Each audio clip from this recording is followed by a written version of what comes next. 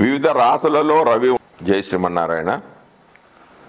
శ్రీరాఘవం దశరథాత్మజమప్రమేయం సీతాపతిం రఘుకులాన్వయ రత్నదీపం ఆజానుబాహం అరవిందదయాతాక్షం రామం నిశాచర వినాశకరం నమామి.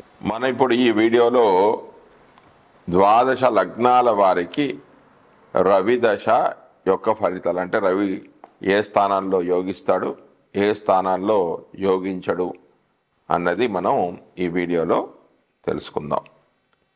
ముందుగా అసలు రవి అంటే ఏంది, రవి యొక్క కారకత్వాలు ఏంటి అన్నది మనం ఇప్పుడు తెలుసుకుందాం. రవి కారకత్వాలు. చేతశుద్ధి రమాభి మాన జనకాత్మజారోగ్యతా శక్తిధి కార్యోజాంశి కటు ప్రభావదహనో ఉష్ణో క్షిక్షు మర్తప్య రాజ్యం రక్త పటుచతుష్పాదుతృణే ముక్తాకాపోవృద్ధత వ్యోమేక్ష శుచిరక్త కంటకతరు జ్ఞానోదయే భారవే. ఇది భావమంజరి 42వ శ్లోకంలో చెప్పబడింది.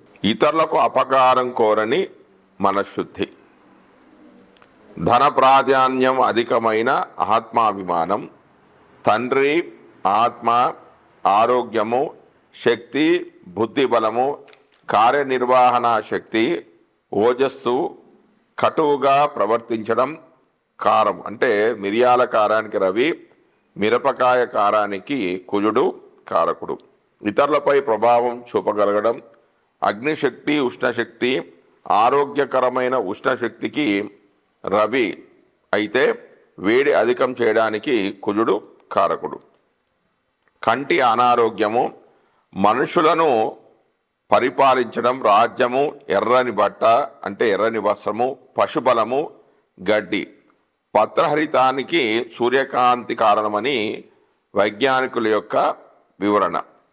ముత్యాలు, బహు గ్రంథకర్తల అభిప్రాయం ప్రకారం ముత్యాలకు చంద్రుడు అధిపతి. గ్రహాలకు చెప్పబడిన అల్పముత్య రత్నాలలో శుక్రునికి ముత్యం కూడా చెప్పబడింది. ఆకాశంపై ఆధిపత్యం ఉంటుంది. ఖగోళ పరిజ్ఞానం ప్రకారం పరిజ్ఞానం ఉన్న వాళ్ళకి రవి యొక్క బలం అనేది చాలా అవసరం.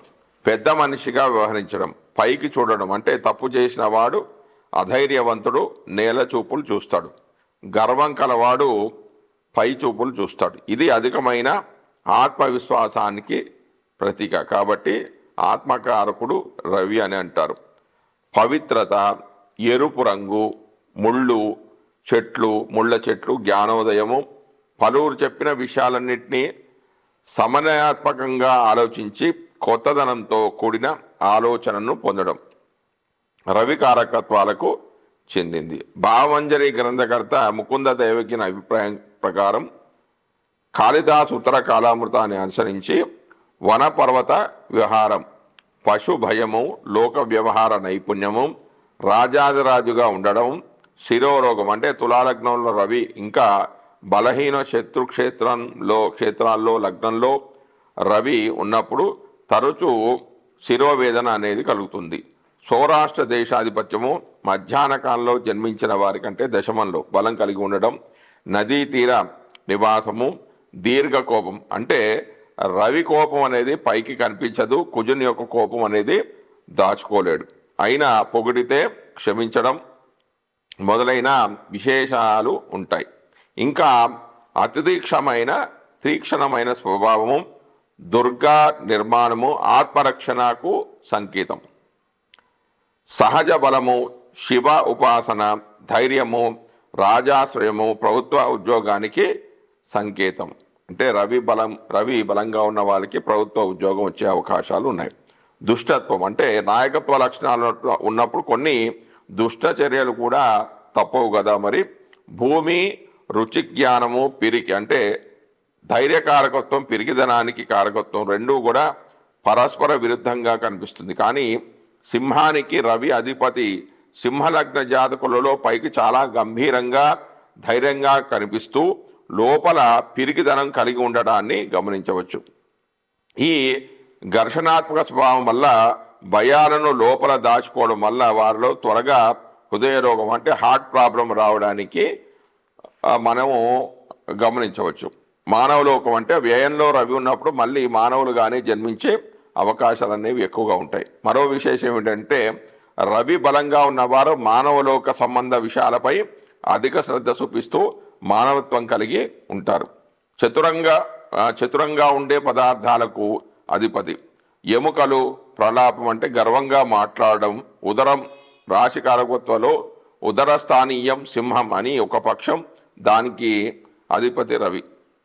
ఉత్సాహము ఆయనము ప్రశ్నలో నవాంశ లగ్నాధిపతి రవి అయినప్పుడు ప్రశ్న ఫల కాలపరిమితి 6 మాసాలు. ప్రయాణము పిత్తము ఎండలో ఉంటే త్వరగా పైత్యం అనేది చేస్తుంది. తాపము కర్రలు సకల దేశాధీశ్వరత్వము ఆభరణాలు అంటే ఇవి రవికి సంకేతాలు. హస్వము అంటే సింహలగ్నం వారు కొంచెం పొట్టిగా ఉంటారు. రాగి అంటే ఆరోగ్యం భాస్కరాదిచ్చేత్ అని సాంప్రదాయం. ఉదయాన్నే రాగి చెంబులో నీళ్లు తాగడం ఆరోగ్యదాయకం. రాళ్ళు రాజులు సామ్రాజ్యంలో రాళ్లతో కోటలు నిర్మించేవారు.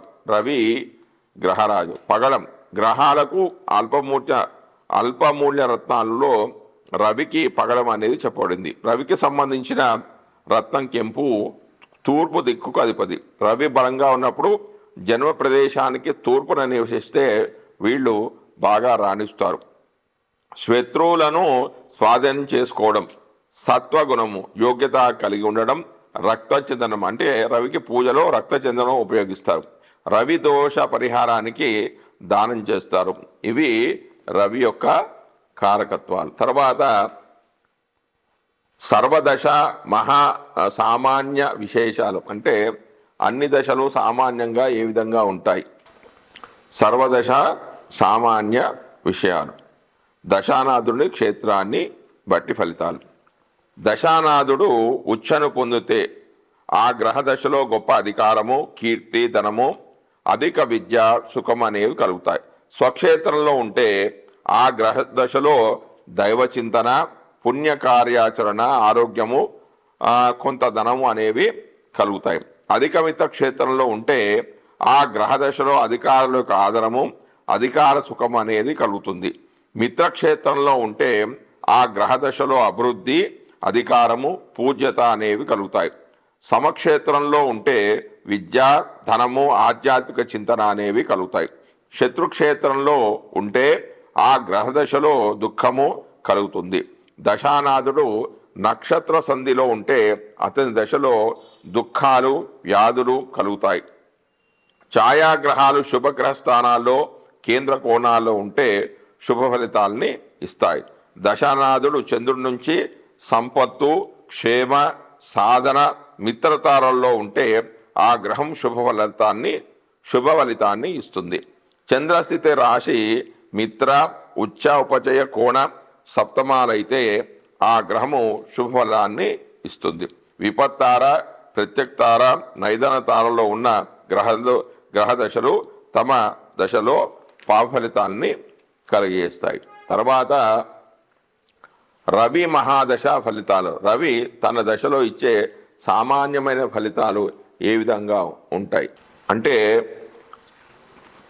రవి మహాదశ ఫలితాలు. రవి లగ్నాన్ని నుండి కేంద్ర కోణాల్లో కానీ స్వక్షేత్ర ఉచ్చ మిత్ర క్షేత్రాల్లో కానీ ఉంటే, అంటే తాను ఉన్న లగ్నం నుంచి కేంద్ర కోణాలంటే 1, 4, 7, 10, 5, 9 స్థానాల్లో కానీ స్వక్షేత్రంలో కానీ అంటే రవికి స్వక్షేత్రం సింహరాశి, ఉచ్చక్షేత్రము మేషరాశి. మిత్రక్షేత్రాలు అంటే రవికి మిత్రక్షేత్రాలు వృశ్చికము, ధనస్సు, మీనము.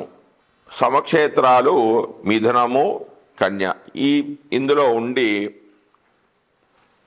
శుభగ్రహ వీక్షణ కలిగి ఉంటే వారికి ప్రభుత్వ ఉద్యోగము, పరిపాలన, ప్రభుత్వం ద్వారా సన్మానము, ధనధాన్య వృద్ధి, పితృసౌఖ్యము. అంటే రవి పితృకారకుడు కాబట్టి వారికి పితృసౌఖ్యం కలుగుతుంది.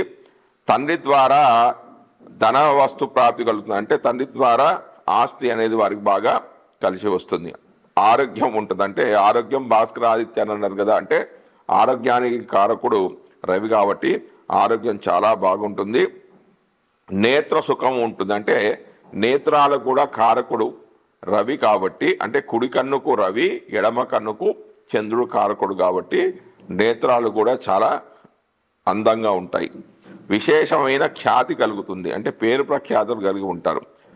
ఒకవేళ రవి శత్రుక్షేత్రాల్లో ఉంటే, అంటే రవికి శత్రుక్షేత్రం ఏంటి, తులలో కానీ మకరంలో కానీ కుంభంలో కానీ ఉన్న షష్టాష్టమయాలంటే కానీ 6లో కానీ 8లో కానీ 12లో కానీ ఉన్న నీచక్షేత్రం, అంటే నీచక్షేత్రం మనం ఇంతకుముందే చెప్పుకున్నాం.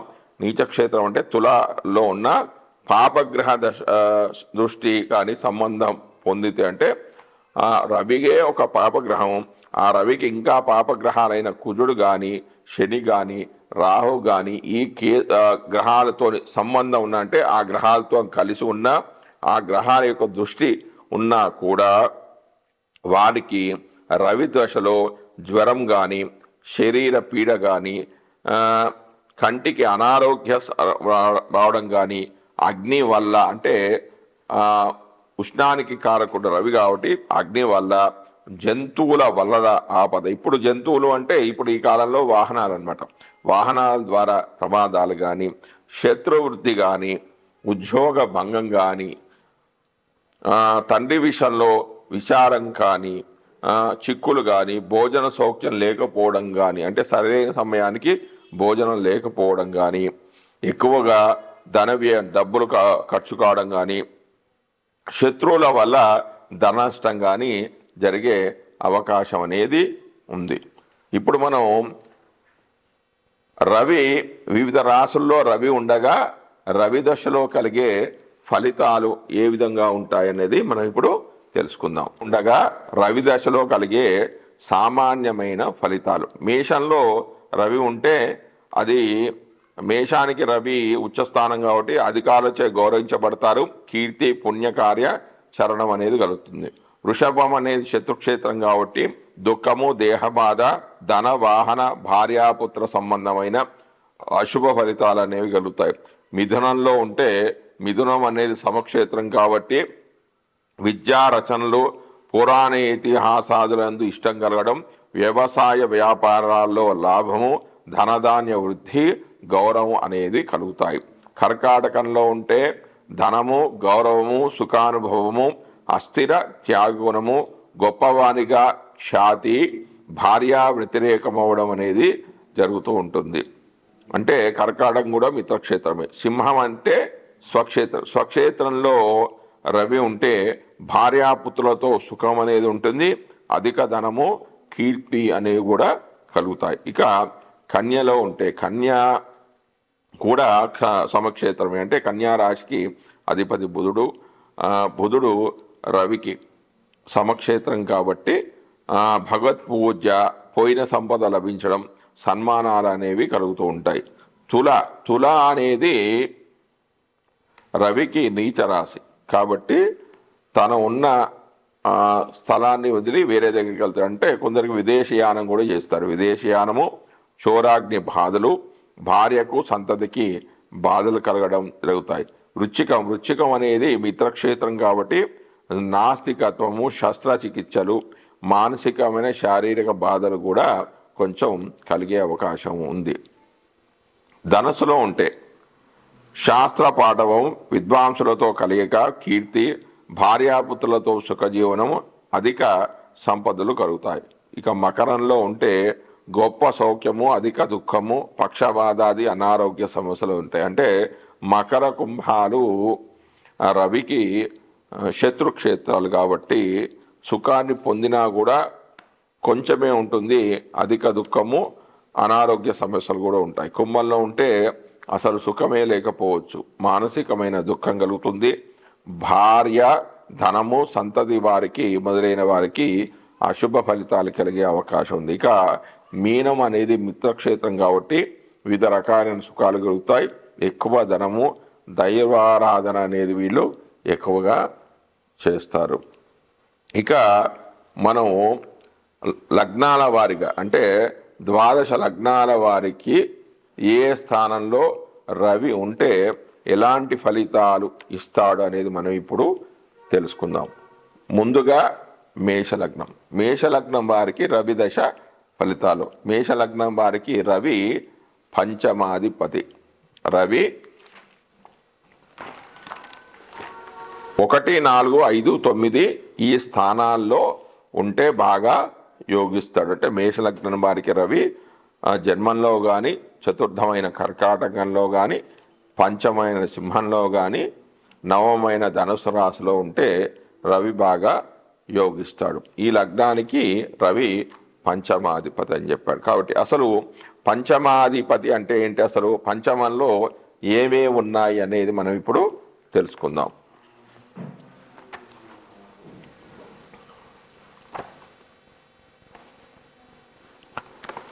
సంతానం పితృపుణ్య రాజసచివ సౌశల్య శిల్పామనో విద్యాగర్భ వివేక ఛాత్ర సుఖద మాంగళ్య పత్రాంబరే నానా కామ్య మహాపయోగ పితృవిత్తే ధురాచింతాక్రమ తత్కాంత మూలక లబ్ధ భాగ్య విభవో వారాంగన లింగనం గాంభీర్యం ఘనతారహస్య వినియో వృత్తాంత సంలేఖనం క్షేమ స్నేహ ప్రబంధ కావ్యరచన కార్యాప్రవేశయోధర మంత్రోపాసన సుప్రసన్న విభవాచన్న ప్రధానాంతత పుణ్య సత్ప్రచార మంత్ర జపక ప్రాజ్ఞా సమాలోచనే విత్తోపాయ మృదంగవాద్య సుమహత్ సంతోష పాండిత్యక పారంపార్య సమాగతంతో సచివ స్థానం భవేదు పంచమం అంటాడు. అంతే. ఇందులో ఏముంది, పంచమంలో సంతానం, తండ్రి చేసిన పుణ్యము, మంచి స్వభావము, శిల్పము, మనస్సు, విద్య, గర్భము, వివేకం అడిగితే గొడుగు అంటే రాజలాంఛనం, మంచి కథలు, శుభలేఖలు, బట్టలు, కోరికలు తీర్చుకోవడం, పితృధనము, దూరదృష్టి, శ్రీమూలక భాగ్యము, గాంభీరము, గొప్పతనము, రహస్యాలు, వినయము, వార్తలు రాయడము, క్షేమము, స్నేహము, కావ్య రచన, కార్యాచరణము, మంత్రోపాసనచే కలిగిన వైభవము, పాపపుణ్యాల విమర్శ తెలివి, సరైన ఆలోచన, ధనార్జనకు తగిన ఉపాయము, మృదంగాది సంగీత వాద్యాలు, సంతృప్తి, పాండిత్యము, వంశపారంపరాగతమైన మంత్రిపది మొదలైన విషయాలు ఈ పంచమ భావంలో ఉంటాయి. ఇంకా మేషం లగ్నం వారికి రవి ఏ స్థానాల్లో ఉంటే ఏ ఫలితాలు ఇస్తాడనేది మనం ఇప్పుడు తెలుసుకుందాం.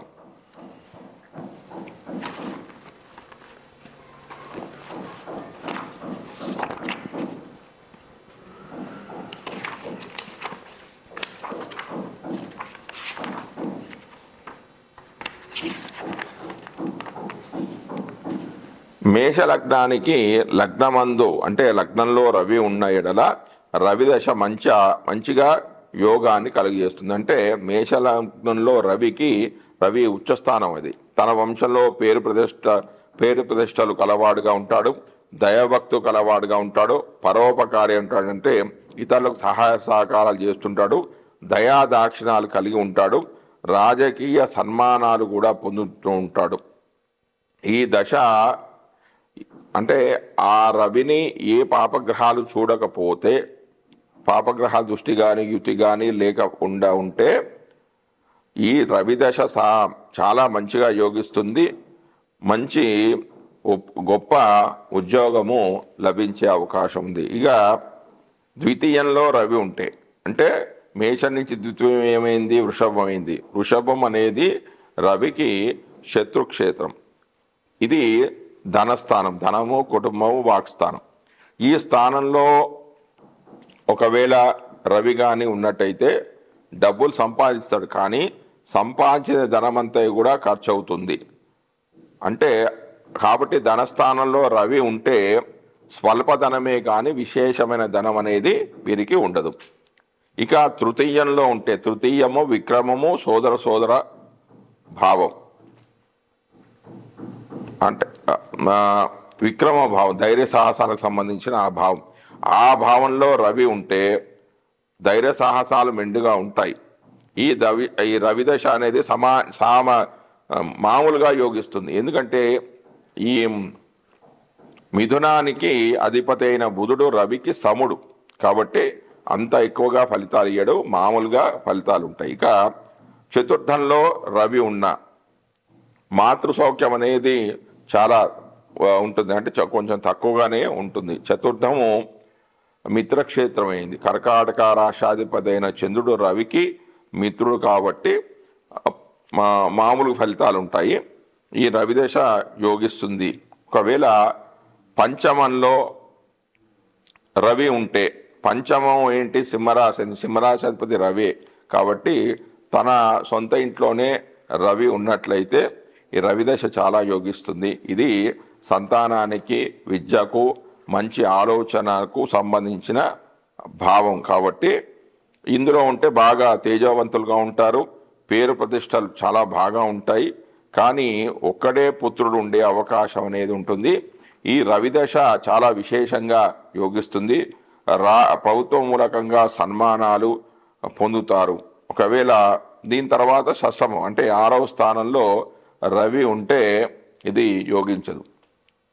ఇది సమక్షేత్రం. ఒక రకంగా చెప్పాలంటే బుధుడిలో ఉన్న రవి కంటే కన్యలో ఉన్న రవి, కన్యలో ఒకవేళ రవి ఉంటే అంత పెద్దగా యోగించాడు. ఇది షష్టమ స్థానం అంటే రోగస్థానము, అనారోగ్య భావన. ఇది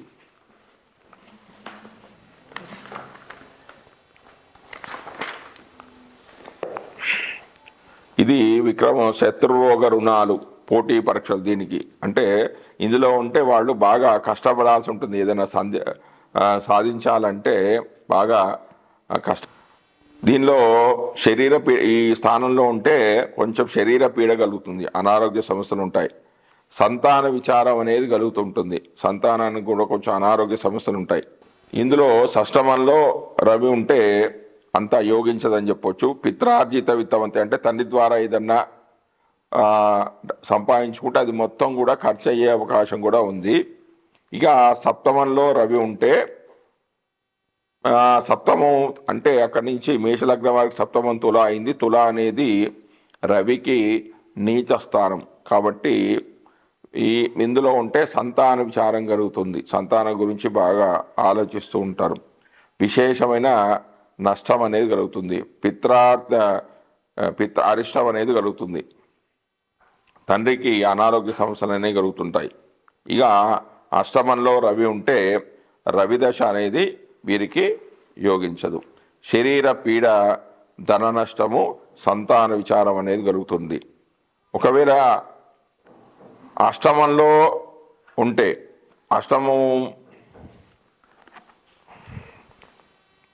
అష్టమంలో రవి ఉంటే రవిదశ అనేది యోగించదు. శరీర పీడ కలుగుతుంది, ధన నష్టం, సంతాన విచారం అనేది కలుగుతుంది. నవమంలో ఉంటే, నవమము ఏమైంది? ధనురాశి అయింది. దానికి అధిపతి అయిన గురువు రవికి మిత్రుడు కాబట్టి ఈ దశ బాగా యోగిస్తుంది. రాజ సన్మానాలు కలుగుతాయి, భాగ్యోదయం అవుతుంది. అంటే నవమ భాగ్యస్థానము, దీనికి ఆ కారకుడు రవి. ఒకవేళ కారక గ్రహమే అందులో ఉంటే వీరికి తండ్రి ద్వారా విశేషమైన ఆస్తులన్నీ బాగా కలిసి వస్తాయి, బాగా విద్యావంతులుగా ఉంటారు, బాగా చదువుకుంటారు. వీళ్ళకి విదేశీయానం కూడా ఉంది, అదృష్టవంతులు అవుతారు, మంచి అదృష్టవంతులైన పుత్రులు కలవారుగా ఉంటారు. ఇక దశమంలో ఉంటే, దశమం ఇది మకర రాశి, మకర కుంభాలు, మనం ఇంతకుముందే చెప్పుకున్న మకర కుంభాలు రవికి శత్రుక్షేత్రాలు. ఇందులో ఉంటే పంచమ కోణాధిపతి దశమ కేంద్ర అవటం వల్ల ఈ దశ అనేది సామాన్యంగా యోగిస్తుంది. కొంచెం కష్టపడాల్సి ఉంటుంది, నౌకరీ జీవనం చేసి కొంచెం కష్టపడితే కానీ ఫలితాలు వచ్చే అవకాశం లేదు. తీర్థయాత్రలు అనేవి చాలా విశేషంగా చేస్తారు. ఇందులో ఏకాదశంలో రవి ఉంటే, ఏకాదశం అంటే కుంభరాశి అయింది, ఇది కూడా రవికి శత్రుక్షేత్రం కాబట్టి ఇది సామాన్యంగా యోగిస్తుంది. అంటే లగ్నాధిపతికి రవి మిత్రుడు కాబట్టి మరీ అంత చెడు ఫలితాలు మాత్రం ఇవ్వడు. అందులో ఉంటే సామాన్యంగా మామూలుగా యోగిస్తుంది. పేరు ప్రతిష్టలు గల ఉద్యోగం అనేది కొంచెం లభిస్తుంది. మేషలగ్న జాతకులకు మీన లగ్న అంటే 12వ స్థానంలో రవి ఉంటే ఈ దశ అనేది చాలా అసలు యోగించదనే చెప్పాలి. కానీ పుణ్య కార్యాలు చేస్తారు, తీర్థయాత్రలు విశేషంగా చేస్తారు, దాని ద్వారా పూర్వ పుణ్యాన్ని సంపాదించుకుంటారు. పిత్రార్జితమంతా కూడా ఖర్చు అయిపోతుంది. అంటే దాని తీర్థయాత్రలు చేయడం వల్ల డబ్బులు మొత్తం బాగా ఖర్చు అయిపోతాయి. జై శ్రీమన్నారాయణ. ఇప్పుడు నేను చెప్పబోయే విషయాలను కూడా ప్రతి రాశిలో చివరిలో యాడ్ చేసుకోండి. ద్వాదశ లగ్నాల వారికి రవి చెడు స్థానాల్లో ఉన్నప్పుడు ఏదైనా బాధలు పెడుతూ ఉన్నప్పుడు రవి దోషాలు తొలగడానికి శాంతి పరిహారానికై వీలుంటే ప్రతిరోజు కూడా సూర్యోదయ సమయంలో సూర్యుడికి ఆదిత్య ఉదయ పారాయణం అనేది చేసుకోవాలి. ప్రతి ఆదివారం ఉదయం 6 నుంచి 7 మధ్యలో, అంటే దీన్ని రవి హోరా అని అంటారు. ఆ సమయంలో రవికి ఒక 11 ప్రదక్షిణలు చేసుకోండి. 11 ప్రదక్షిణలు ఆ రవి యొక్క ధ్యాన శ్లోకాన్ని చదువుకోండి. ధ్యాన శ్లోకం అంటే అది మనం ప్రతి పంచాంగంలోనూ ప్రతి ఆలయాల్లో కూడా అక్కడ రాసే ఉంటుంది. దాన్ని మళ్ళీ మీకు ఇప్పుడు చెప్తాను. జపాకుసుమ సంకాశం కాశ్యపేయం మహాదితం తమోరం సర్వపావగ్నం ప్రణతోస్మి జివ్వాకరం అనే మంత్రాన్ని, ఇది ధ్యాన శ్లోకం, పురాణ శ్లోకం కాబట్టి దీన్ని చదువుకుంటే మంచి ఫలితాలు వస్తాయి. దీన్ని ఒక 6 వారాలు చదువుకోండి. 6 వారాల తర్వాత 6వ వారం కానీ 7వ వారం కానీ సూర్యుడికి పూజ చేయించుకోండి. అష్టోత్తర నామావళి చేయించుకొని 1 కేజీ కానీ 2 కేజీలు కానీ గోధుమ పిండి దానం చేయండి. అంటే సూర్యుడికి ఇష్టమైనది గోధుమలు, కానీ ఈ కాలంలో ఎవరు కూడా గోధుమలు ఇవ్వటం లేదు కాబట్టి చివరిగా గోధుమ పిండి దానం చేసిన, ఎర్ర పూలతోనే అర్చన చేసిన, ఎరుపు వస్త్రాలు దానం చేసిన కూడా ఆ యొక్క రవి దోషాలు అనేవి తొలగిపోతాయి. మరియు విశేషంగా మాఘమాసంలో వచ్చే రథసప్తమి రోజున సూర్యుడి యొక్క పూజ చేసుకున్నా కూడా మంచి ఫలితాలు వస్తాయి. అంతేకాకుండా గోధుమ పిండితో చేసిన రొట్టెలు ఆవుకు కానీ కుక్కలకు కానీ పెట్టినైతే కూడా అనారోగ్య సమస్యలు అనేవి తొలగిపోతాయి. ఈ దశలో ముఖ్యంగా రవి పితృకారకుడు, అంటే తండ్రికి పిన్న తండ్రి చిన్న తండ్రి కారకుడు కాబట్టి ఈ దశలో వాళ్ళతో ముఖ్యంగా గొడవలకు వెళ్ళకండి, వాళ్ళతోని సామరస్యంగా ఉండండి. గ్రహాలు ఎక్కడో లేవండి, మన ఇంట్లోనే ఉన్నాయి గ్రహాలన్నీ కూడా. రవి పితృకారకుడు, చంద్రుడు మాతృకారకుడు, కుజుడు సోదరకారకుడు, బుధుడు మేనమామలకు మేనత్తలకు కారకుడు, గురువు అంటే గురుదేవులు, శుక్రుడు స్త్రీలకారకుడు, భార్యకారకుడు.